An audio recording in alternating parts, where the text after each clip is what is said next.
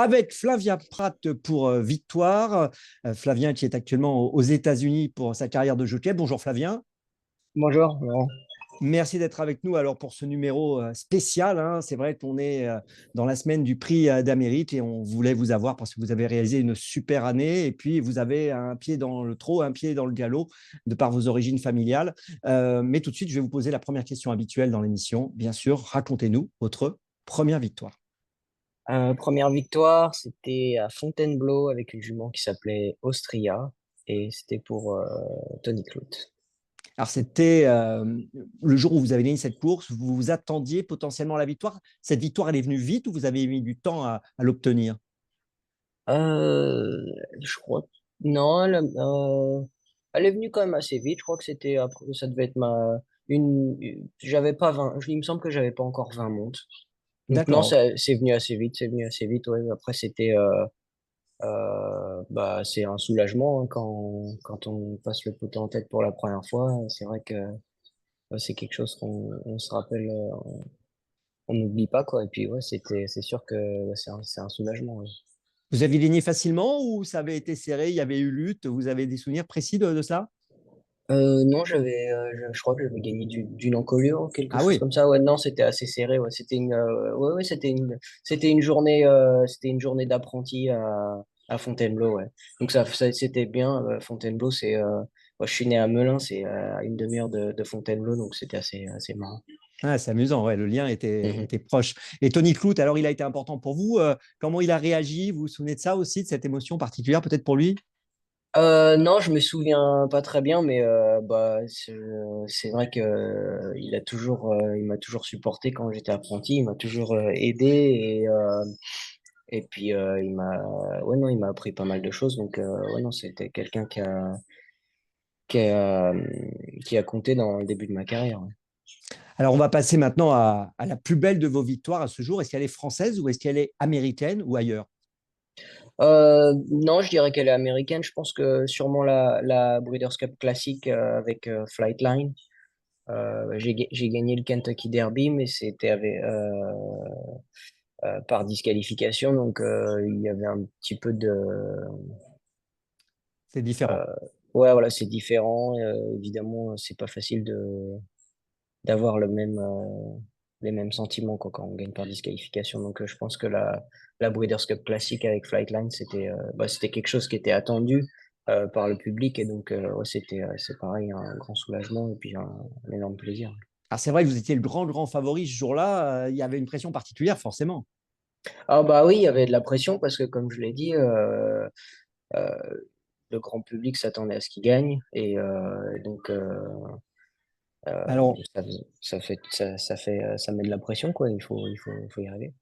et la Breeders' Cup classique, on le rappelle, hein, c'est la plus grosse Breeders' Cup, hein, c'est celle qui est la mieux dotée.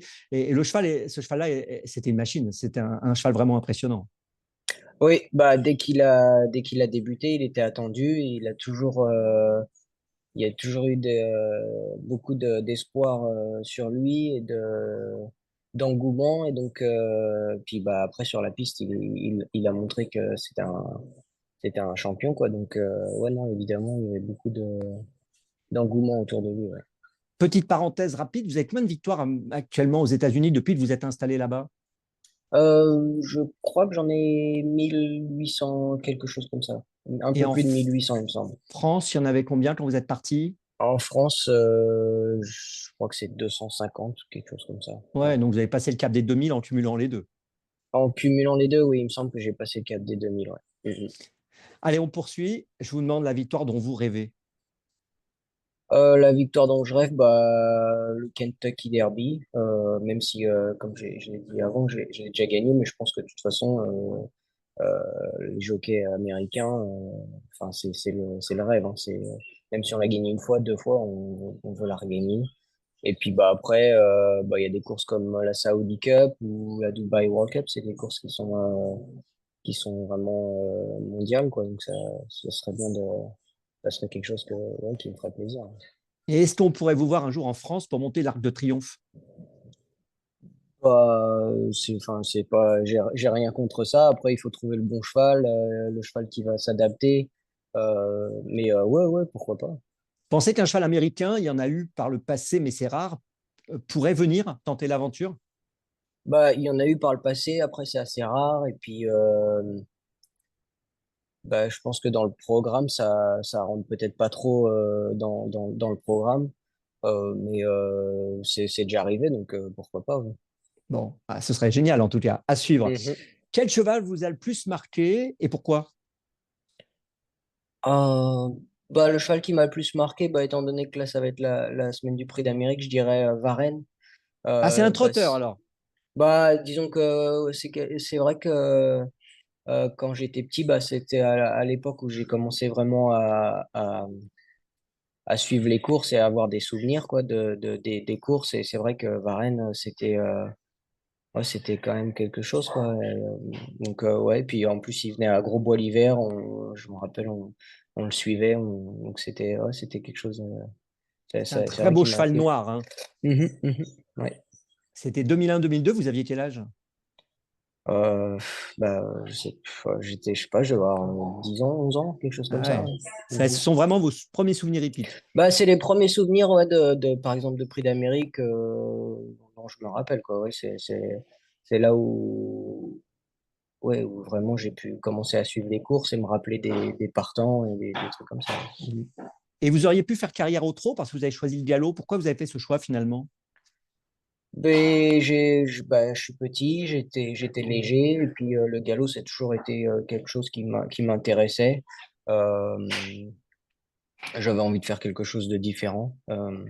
J'adore le trot, mais je pensais que j'avais le gabarit pour être au galop, et voilà, je voulais essayer d'être jockey de galop, donc je suis Ah, parti dans cette direction.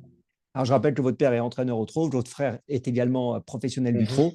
Bon, vous êtes en contact régulier avec eux. Vous m'avez dit aussi que vous suiviez de près l'actualité du trot. Dans quelques instants, je vais bien sûr vous demander votre podium pour le prix d'Amérique, mais je voulais aussi souligner quand même le record que vous avez obtenu cette année aux États-Unis. Vous avez battu le record de Jerry Bailey. Pouvez-nous dire deux mots sur ce record? Eh ben, c'était le record du nombre de gagnants de groupe dans l'année. Et donc, il était de 55 et j'ai gagné 56 groupes dans l'année. Donc, c'était un record qui était tenu depuis une vingtaine d'années, je crois.